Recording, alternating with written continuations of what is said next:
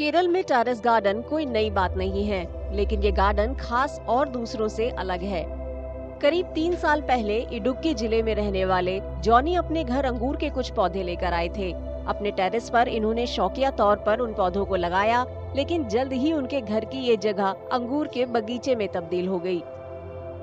ഇത് ആദ്യം മൂന്നാറ്റിൽ നിന്ന് ഒരു തൈ സാമ്പിൾ നമ്മൾ ഇവിടെ കൊണ്ടുവന്ന് വെച്ച് കഴിഞ്ഞപ്പം നല്ല വളർച്ചയായി.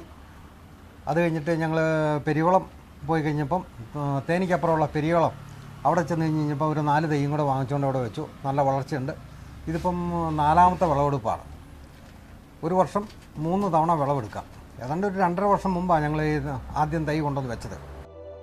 जॉनी और उनकी पत्नी मर्सी अपने घर की छत पर अंगूर के साथ साथ स्ट्रॉबेरी और पत्तेदार सब्जियां तक सब कुछ उगाते हैं। छत पर हर तरफ हरियाली ही नजर आती है।